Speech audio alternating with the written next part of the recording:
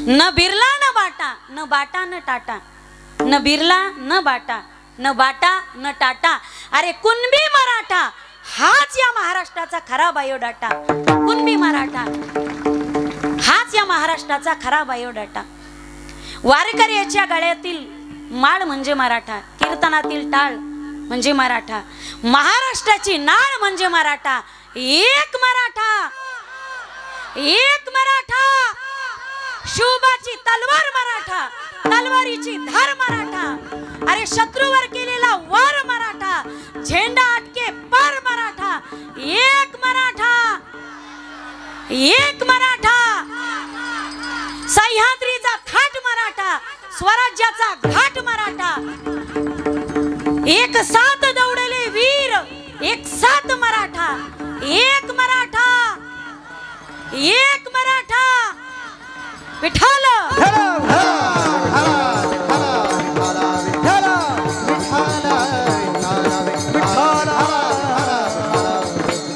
मराठा या शब्दाची व्याख्या संकुचित करू नका।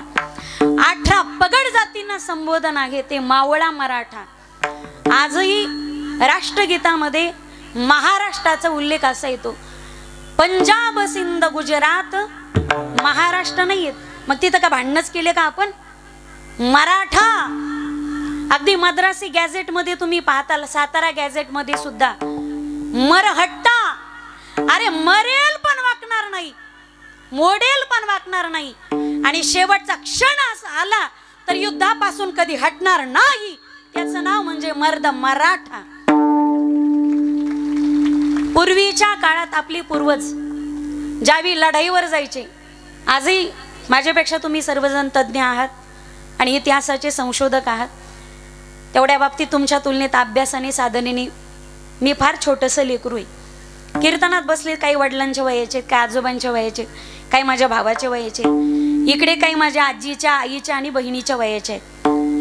कदाचित मला राजकारणातलं कमी कळतं बरं का, माझ्यापेक्षा तुम्ही अभ्यासू लोक आहात। आपले पूर्वज 6 महिने लढाईला जायचे आणि उरलेली 6 महिने शेती करायचे। 18 पगड जातींना संबोधना, मी एक एक मुद्दा तुमच्या समोर मांडणारी। 18 पगड जातींना संबोधन आहे मावळा मराठा। साडी, कोळी, तेली, तांबोळी, कहार, महार, सुतार, चांबार, कहार, लोहार, नावी, वाणी, कैकाडी, भील, ब्राह्मण, कुणबी, धनगर, हाटकर, 18 पगड जातींना संबोधन आहे ते म्हणजे मावळा मराठा। जो समाज तलवार चालण्यामध्ये तरबेज होता, युद्धाचं प्रशिक्षण, हातामध्ये तलवार घेऊन दुर्जन विचाराचा निपात करण्याची धमक ज्याच्या रक्तात होती, आमचे पूर्वज छाती ठोकपणे आणि स्वाभिमानाने सांगायचे की आम्ही मराठी आहोत म्हणून। एक 50 ते 100 वर्षाचा काळ जर तुम्ही उलगडला, आता माझा जन्म नाही आणि तुम्हाला कळत नाही, 50-100 वर्षाचा काळ जर उलगडला तर पूर्वी प्रत्येकाच्या जाती समोर मराठा सुतार, मराठा कुंभार, मराठा कुणबी, मराठा लोहार ही ज्याची त्याची जात लावलेली असायची, म्हणून आपण पूर्वीचे कुणबीच आहोत। पण मराठे का झालो मग? औरंगजेबाच्या सुद्धा चरित्रामध्ये उल्लेख येतो, कितने मराठे आये हे। एकदा बादशाह बिघडला आणि त्याच्या सेनापतीला विचारू लागला, अरे क्यों शिवा थकता नहीं, क्यों शिवा झुकता नहीं, क्यों शिवा परास्त नहीं होता। त्याच्या एका सैनिकाने नोकराने त्याला उत्तर दिलं, हुजूर शिवा के पीछे उसके मराठों की फौज है, इसलिए वो शिवा परास्त नहीं होता। अरे मराठों की फौज जब चलती है तो कभी रुकती नहीं, मराठों की फौज जब चलती है तो कभी झुकती नहीं। मराठों की फौज जब चलती है तो कभी रुकती नहीं। और सबसे गजब की बात है, मराठों की फौज जब चलती है तो आजकल के बेईमान नेताओं की तरह पैसों से बिकती नहीं, इसलिए शिवा की हार कभी नहीं हो सकती। अरे इमानदारीचा कळस आहे त्याच्या रक्तांमध्ये, आम्ही इमानदारीला जागतोत माई बाप। मरायचा प्रसंग आला तरी हरकत नाही, पण इमानदारीला जागणारी माणसं आहोत आम्ही, आणि त्यांचं नाव आहे मराठा। 18 पगड जातींना संबोधन आहे मावळा मराठा। मग त्यात कुणबी कसं झालं आणि मराठा म्हणजे काय? मग आम्ही मराठा कधी होतो आणि कुणबी कधी होतो? मग का कुणबीचा मराठा झाला का मराठाचा कुणबी झाला? महाराष्ट्रामध्ये आणि मराठी मातीमध्ये जो जो व्यक्ती राहतो तो प्रत्येक व्यक्ती मराठाच आहे. मराठा पाटलाईनी उड्या आणायच्या नाहीत, आम्हीच मराठा आहोत. फक्त 18 पगड जातींना संबोधन आहे, ते म्हणजे मावळा मराठा. आजही तुम्ही विदर्भामध्ये गेलात तर कुणबी मराठ्याच्या त्या ठिकाणी 50 जाती आहेत मराठ्यांच्या, आणि त्यातले आपण एक कुणबी मराठा. विठ्ठल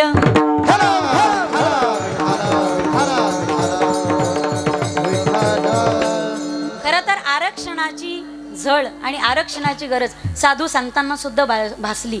बंड पुकारलं. जी जाती व्यवस्था होती, वर्ण व्यवस्था होती, त्या जातीच्या विरोधात पहिलं बंड पुकारलं. आणि बंड पुकारून शिंप्याच्या जातीला कीर्तन करायचा अधिकार नाही, या विरोधात बंड पुकारणारे पहिले वारकरी संप्रदायाचे संत श्री संत नामदेव महाराजांनी शिंप्याच्या जातीने कीर्तन केलं तर काय महाप्रलय येतं. बंड पुकारलं आणि कीर्तन केलंच. सर्व जाती धर्मातील संत आले. आता त्यातही पहा तुम्ही, तुकोबाराय, तुकोबारायचं प्रमाणच आहे. तसं आडनाव पाहिलं तर मोरे, पण तुकोबाराय दाखला देतात आमच्या जातीचा कुणबी. बरे देवा कुणबी झालो, नाहीतरी दंबे असतो मेलो. मग विदर्भामध्ये गेलात तर तुम्ही तुकोबारायची जात पडते ती. तुकोबाराय कोणत्या कॅटेगरीत मोडतात? मी माईक घेऊन खाली येऊ का? तुकोबाराय मराठा आहेत, तुकोबाराय म्हणतात आम्ही कुणबी. तुकोबारायचं आडनाव मोरे. विदर्भामध्ये गेला तर तुकोबाराय ओबीसीच्या कॅटेगरीत मोडतात, आणि मराठवाड्यात आणली तर तुकोबाराय ओपन मध्ये मोडतात. साधू संतांची प्रमाण आहेत, मला जास्त तोंड जोडून सांगायची गरज पडणार नाही. विठ्ठल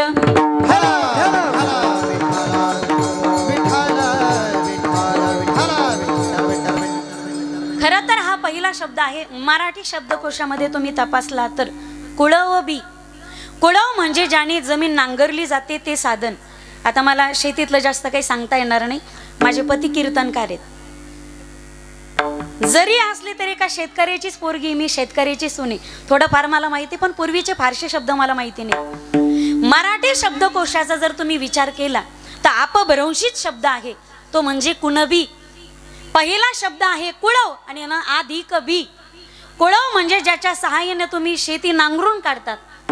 शेती नांगरून काढण्याचं आणि व्यवस्थित करण्याचं साधन म्हणजे कुळव. आता अनेक साधन आले, तो भाग वेगळा असेल. कुळव म्हणजे ज्याच्या सहाय्याने तुम्हाला जमीन नांगरायची, आणि एकदा जमीन नांगरली, पाऊस पडला, शेतकऱ्याने मोसम साधला, वापसा झाला, व मग बी टाकायचं, ते पेरायचं, आणि त्याच्यापासून पीक उगवतं, त्याच्यापासून माल साध्य करायचा, आणि त्याच्यावर अख्ख्या जगाला पोसवायचं, हे काम शेतकऱ्याचं. कुळव अधिक बी, जमीन नांगरून काढणं, बी पेरणं, त्याच्यापासून पीक पिकवणं, आणि त्याच्यापासून जगाचा पोशिंदा, जगाला पोसवणं. कुळव अधिक बी, जमीन नांगरून काढणं, बी टाकणं, पेरणं, माल काढणं, जगाला पोसवणं. जमीन नांगरणं, बी टाकणं, माल काढणं, जगाला पोसवणं, हे कुळव बी. कुळव बी, कुळव बी अपभ्रंश झाला. त्यातलं लई गेलं न वही गेलं, आणि त्याच्या जागी बाणाचं न आलं. धनुष्यपणाच्या वाट्याला अजून कळालं नाही मला.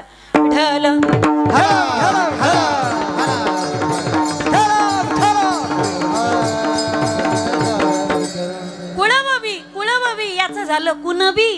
कुणबी महाराष्ट्रात राहणारा प्रत्येक व्यक्तीच मराठा आहे, पण मराठ्याच्या पुढे प्रत्येकाची विशिष्ट जात लागलेली आहे. म्हणून ज्याचं आणि त्या शेतीचं नातं आहे, ती माती जो कसतो, कुळवबी. कुळवबी याचा अपभ्रंशित शब्द आहे, तो म्हणजे कुणबी, म्हणजे कुणबी मराठा. विठ्ठल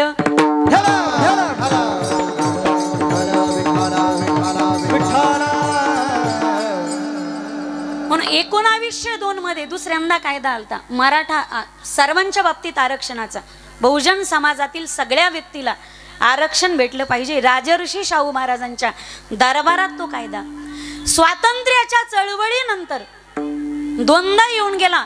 सगळ्यांना आरक्षण भेटलं पाहिजे. खरं तर हे आरक्षण मागेच भेटायला पाहिजे होतं. आज काही म्हणतात तुम्हाला 50 एकर जमीन आहे, 25 एकर जमीन आहे, काय मराठा समाजाला आरक्षणाची गरज आहे. तो काळ बदलला माईबाप, आता तो काळ बदलला. इथं प्रत्येकाची शेती जर तपासली ना तर प्रत्येकाला मला वाटतं क्वचित बोटावर मोजणे इतके सापडतील ज्यांना 10 आणि 15 एकर शेती. आज माझ्या घरात वाटणी झाली तर माझ्या एकटीच्या वाट्याला 1.5 एकरी का 2 एकरी तेही मला सांगू शकत नाही मी. आज एका हेक्टरवर आपला समाज आला.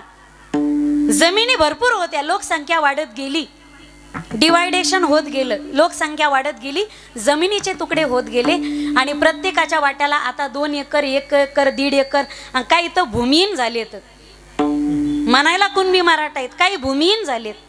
आणि एवढ्याशा जमिनीमध्ये 1 हेक्टर जमिनीमध्ये त्यात पाऊसही वेळेवर पडत नाही, माल वेळेवर उगवेना. एक वाक्य बोलू, शेतकरी कालही राजा होता, आजही राजा आहे, तो उद्याही राजा राहणार, त्याचा हात कोणी धरू शकत नाही. पण पुढचं गोड वाक्य ऐका, फार धोका आहे बरं का या वाक्यामध्ये. त्याला 2 गोष्टी टाइमवर भेटल्या तर, निसर्गाने त्याला योग्य वेळी योग्य साथ दिली तर शेतकऱ्याचा हात कधीच कोणी धरू शकत नाही. आणि सरकार मायबापानं त्याच्या शेतमालाला योग्य वेळी योग्य भाव दिला तर शेतकऱ्याचा हात कधीच कोणी धरू शकत नाही. पण नेमकं आमचं असं झालं, माय झाली भगवतीन, बाप झाला मारुती. अरे एका हेक्टरवर आपण आलो, 1.5 एकरावर आपण आलो आणि त्या 1 एकरामध्ये पाऊस नीट पडाना, हाय त्या मालाला सरकार नीट भाव देना. आता त्या शेतीमध्ये त्या कुणबीने, त्या मराठ्याने नेमके लेकराचं शिक्षण करायचं, पोरीचं लग्न करायचं, म्हाताऱ्या मायबापाचा आजार पण करायचं का स्वतःचा प्रपंच चालवायचा? काय करायचं मायबाप?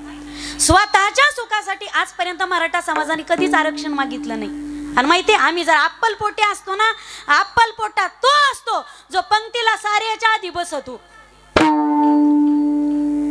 जर मराठा समाज अप्पलपोटा असता तर पंक्तीला आधी आरक्षणाच्या बसला असता. नाही, आधी जो दुसऱ्याला जेव घालतो तो उदारे. विठ्ठल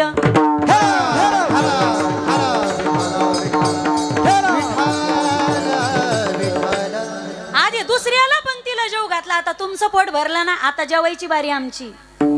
समजदार को इशारा कापी, तुम्ही रेंज मध्ये राहा गड्या. मुळात माझं कीर्तन 4G घेऊन बसलं त्यालाच कळतं मी 2G ला 3G ला नेटवर्कच देत नाही. त्यांचे दृष्टांत सिद्धांत शेवटपर्यंत डाउनलोडच होत नाहीत. ते गोल बिंगत राहते तर मधीच त्याला नेटच पुरत नाही. विठ्ठल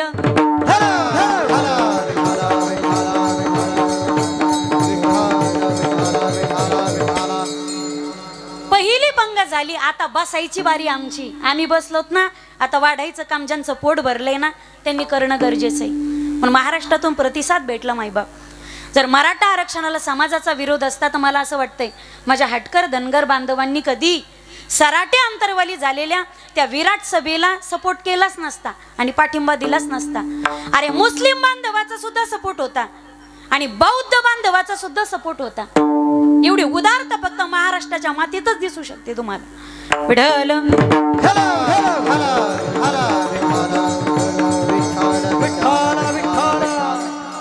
म्हणून कुणबी आणि मराठा हे वेगळे नाहीत. कुणबी आणि मराठा हे एकच आहेत, अपभ्रंशित शब्द. आणि या मराठा समाजाला कुणबी म्हणून आरक्षण जे त्याच्या हक्काचंच होतं हे आधीच मिळायला हवं होतं. पण आज हक्काविषयी मराठा समाज जागरूक झालाय आणि कधी नव्हे तो एकदा जवळ आलायत ना. आता एकदा आलात ना, आभी नाही तो कभी नाही. आता फक्त माघार घ्यायची नाही गड्या कोणी. बऱ्याच जणांचा पोटसूळ उठत होता आणि बऱ्याच जणांनी 2-2 पार्ट्या करायची सुद्धा मजाल झाली, त्यांची हिंमत झाली. पण तरी सुद्धा कधी न फुटणारा मराठा. खरंच आपण आपली इकी दाखवली बरं का. इकीचे बळ. जोपर्यंत झाडूच्या काड्या एकत्रित येते तोपर्यंत झाडू अख्ख्या गावाचा कचरा साफ करतो. पण ज्या दिवशी झाडूच्या काड्या विभक्त होतात, डिवायडेशन होतं, त्या दिवशी झाडू कचरा साफ करणाऱ्या झाडूचाच कचरा झाल्याशिवाय राहत नाही. विठ्ठल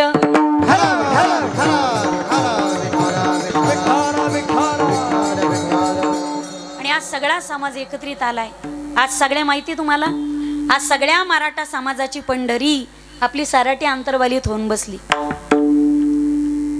इथं पैसे देऊन लोक सभेला येत नाही, तो साऱ्या गाड्या रिकाम्या गेल्या, काचा फुटल्या, काही चष्म्याच्या भीतीनं आता देव देव म्हणायला लागले. तर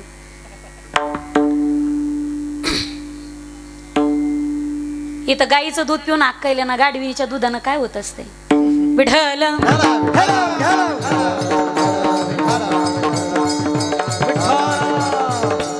एक गोड वाक्य बोलू. हा आडमुठा आडमुठा आंदोलन नाही.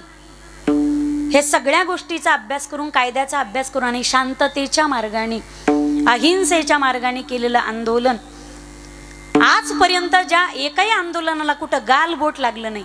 पण एक वाक्य लक्षात घ्या, सगळ्या देवांमध्ये आपण शांत देवता आणि लवकर प्रसन्न होणारी देवता म्हणजे महादेवाकडे पाहतो. एवढा भोळा येतो, स्वतःची बायको जरी मागितली तर भक्ताला बायकोही देऊन देतो.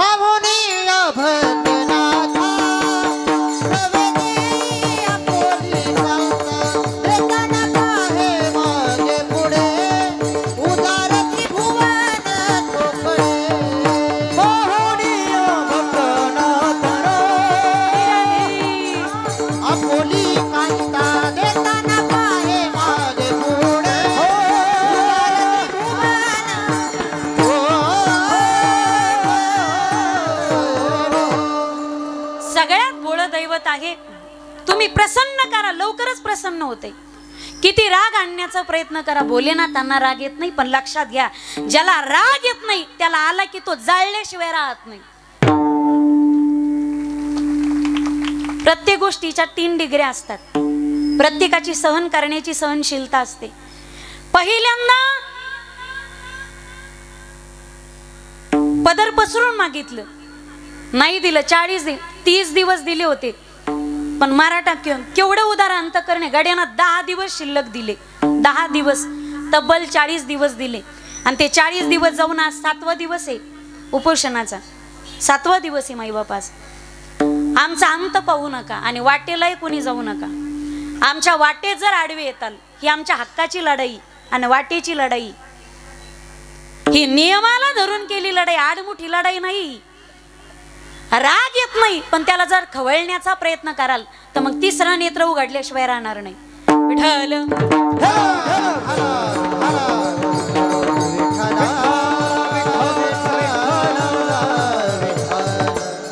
माझं तर आता लाईव्ह कीर्तन चालू आहे. बस काय व्हायचं ते होईन. आता काय होय ते फक्त कीर्तनच बंद पडते ना.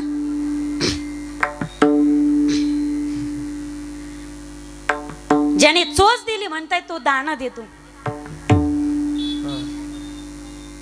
एवढ्या माझ्या मराठा समाजात 18 पगड जातीच्या समोर आणि माझ्या श्रोते माईबापाचं उदार अंतकरणात नसताना लहान तोंडी मोठा घास, पण एक वाक्य बोलते गड्या. भले तुम्ही 145 माना नाही तर 148 माना, तुम्ही मानत असाल हो, पण एक गोड वाक्य बोलू का?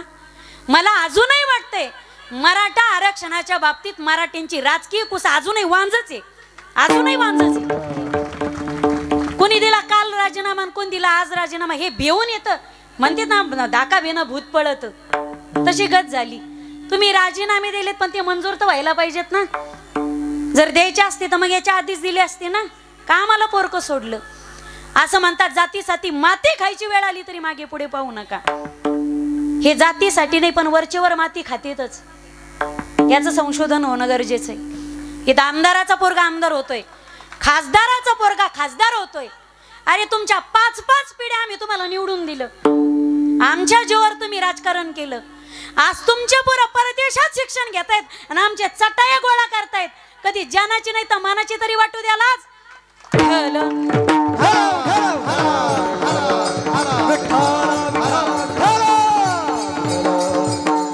आजपर्यंत माझ्या भोळ्या बाबड्या समाजाचा गैरफायदा घेतला, पण आता जागृत झालात ना, अजिबात नाही.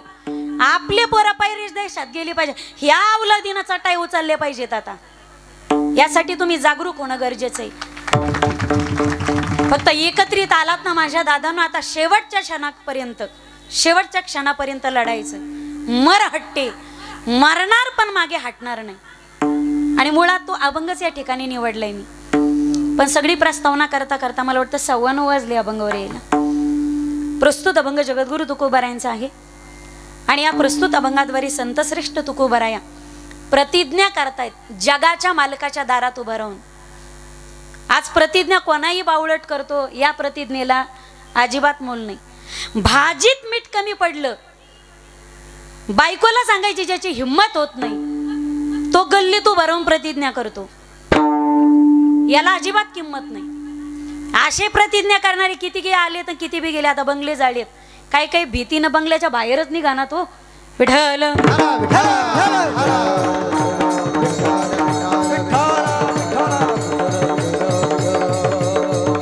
फक्त विनंती असेल माझी, ज्यांनी आत्महत्येचा प्रयत्न केला, धमक होती म्हणून केलं, विनंती असेल, इथं थोडंसं खर्चटलं माणसाला तर घंटाभर करमत नाही. अहो स्वयंपाकाला उशीर झाला थोडासा, नवरा तांबे फेकून बायकोला आणतो. 4 दिवस झाले इथं ज्यांच्या पाण्याचा घोट मुखामध्ये नाही. आणि मनोज दादा जारंगे पाटील यांनी इथं आयुष्यात किती उपोषण केली असतील. मागच्या प्रकरणापासून फक्त ते फेमस झाले. पण माझं माहेर शहागडच्या जवळ, मला माहिती आहे, माझ्या लग्नाच्या अगोदर पासून सुद्धा त्यांनी आमरण उपोषण केलेत, साखळी उपोषण केलेत. पाण्याचा थेंब मुखामध्ये अख्खा आयुष्य ज्या माणसाचं मराठा समाजाला आरक्षण मिळून देण्यातच गेलं, हे आपल्याला फक्त 2 महिन्यापासून येडं लागलंय. आणि आरक्षण म्हणजे आपल्याला काय कळायला लागलंय, त्या माणसाचं अख्खा अर्ध आयुष्य आणि पूर्ण तारुण्य त्या माणसाने मराठा समाजासाठी खर्ची केलंय. आणि छत्रपती शिवरायानंतर स्वराज्यामध्ये तेवढी समाजाची तळमळ. आणि छत्रपती शिवरायानंतर जर ह्या मस्तक जर कोणाच्या चरणी झुकवा वाटत असेल ना, तर नारदाच्या गादीवरती शपथ घेऊन खोटं सांगत नाही मायबाप, मनोज दादा जारंगे पाटलाच्या चरणी नतमस्तक तुम्हाला व्हावंच लागणार आहे आणि झुकावंच लागणार आहे. आणि तुकोबरायाच्या नंतर जाळोनी संसार बैसलो अंगणी, हे प्रमाण जर कुणाला लागू पडत असेल तर ते मनोज दादा जारंगे पाटलांना. विठ्ठल